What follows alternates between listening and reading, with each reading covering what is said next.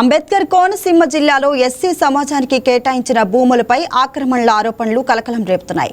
అమలాపురం సమీపంలోని పుల్లేటికూరు గ్రామంలో 13 ఎస్సీ గ్రామాలకు చెందిన ప్రజల కోసం కేటాయించిన 30 సెంట్ల భూమిని కొందరు వ్యక్తులు అడ్డదారులో ఆక్రమించేందుకు ప్రయత్నిస్తున్నారని స్థానికులు ఆరోపిస్తున్నారు. ఇప్పటికే ఇతర ప్రాంతాల్లో పట్టాలు పొందిన కొందరు వ్యక్తులు వ్యూవర్స్ కాలనీలోని ఈ భూమిపై షెడ్లు పాకలు నిర్మిస్తూ కబ్జాకు యత్నిస్తున్నారని ఎస్సీ గ్రామ సమైక్య సంఘం సభ్యులు పేర్కొన్నారు. ఈ విషయమై జిల్లా కలెక్టర్కు ఫిర్యాదు చేసిన గ్రామస్తులు ఆక్రమణలను వెంటనే తొలగించి ఆ స్థలాన్ని ఎస్సీ కమిటీ భవనం నిర్మాణానికి కేటాయించాలని డిమాండ్ చేశారు.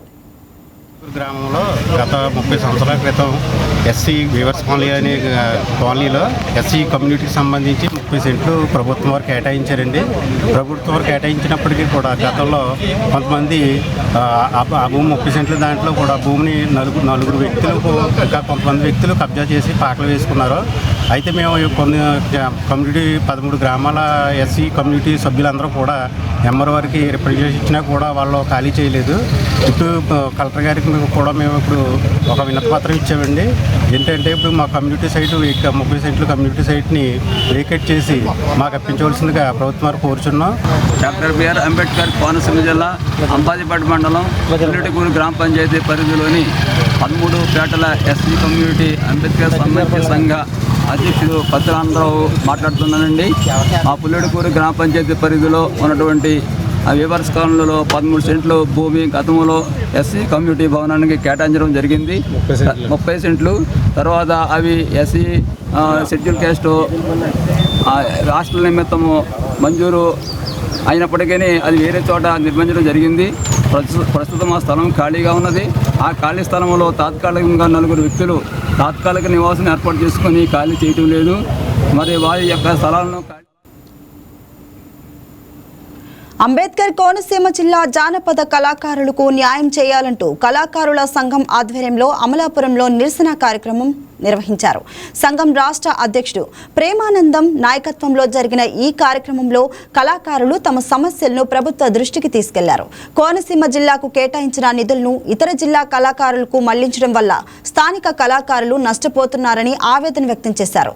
జిల్లా కళాకారుల సంక్షేమం కోసం కేటాయించిన నిధులను స్థానిక జానపద కళాకారులకి అందించాలని డిమాండ్ చేశారు. అలాగే ప్రభుత్వం చేపడుతున్న సూపర్ 6 ప్రచార కార్యక్రమాల్లో కోనసీమ కళాకారులకు ప్రాధాన్యత కల్పించి ఉపాధి అవకాశాలు కల్పించాలని కోరారు. జానపద కళలను పరిరక్షించడంతో పాటు కళాకారుల జీవనోపాధికి భరోసా కల్పించేలా ప్రభుత్వం తక్షణ చర్యలు చేపట్టాలని విజ్ఞప్తి చేశారు. డాక్టర్ బిఆర్ అంబేద్కర్ కోనసీమ జిల్లా జానపద కళాకారుల సంఘానికి అధ్యక్షుడిని. అయితే ఇప్పుడు మేము వచ్చిన కార్యక్రమం ఏమిటంటే, గతంలో ఉభయ గోదావరి జిల్లాలో కలుసుకున్నప్పుడు ఏ జిల్లాకు వచ్చినటువంటి బడ్జెట్ ఆ జిల్లాలోనే ప్రచారం చేయమని కళాకారులకి అప్పచెప్పేవారు. గత 4-5 ఏళ్ళుగా ఈ జిల్లాకు వచ్చినటువంటి ఏ కొద్ది బడ్జెట్ అయినా, ఎక్కువ కాదండి, కొద్దిగా బడ్జెట్ వచ్చినా వేరే జిల్లా కళాకారులు వచ్చి ఈ జిల్లాలో ప్రదర్శనలు ఇవ్వడం జరుగుతుంది. గతంలో ఇచ్చినట్లుగా ఇప్పుడు అలా ఇవ్వకుండా ఇప్పుడు సూపర్ 6 పథకాల మీద ప్రచార రథాలు వస్తున్నాయి.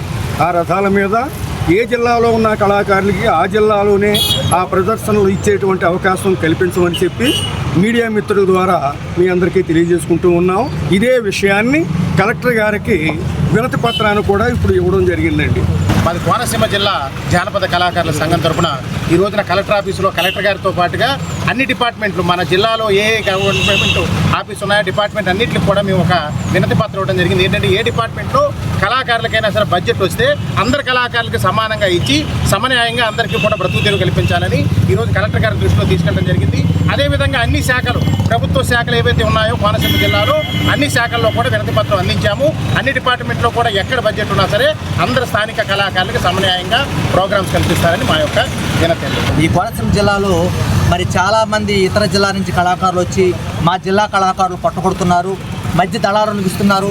ఆ దళారులకు ఇవ్వకుండా ఏ జిల్లా బడ్జెట్ని ఆ జిల్లాకు అప్పగించి మా జిల్లా కళాకారులకు, మా కోనసీమ జిల్లా కళాకారులకి మరి ఆదుకుంటారని ప్రభుత్వాన్ని కోరుతూ, అదేవిధంగా సూపర్ 6 బళ్ళు వస్తున్నాయి. ఆ బళ్ళు కూడా దళారులకు ఇవ్వకుండా డిపిఓ ద్వారా మా జిల్లా బడ్జెట్ మా జిల్లా కళాకారులకు ఇప్పించవలసిందిగా జిల్లా కలెక్టర్ గారు కూడా వినతిపత్రం ఇచ్చున్నాము. కాబట్టి మీడియా మిత్రులందరికీ కూడా మరొక్కసారి విజ్ఞప్తి చేస్తూ మా జిల్లా బడ్జెట్ మా జిల్లా కళాకారులకే ఇవ్వాల్సిందిగా మరీ కోరుతున్నాము.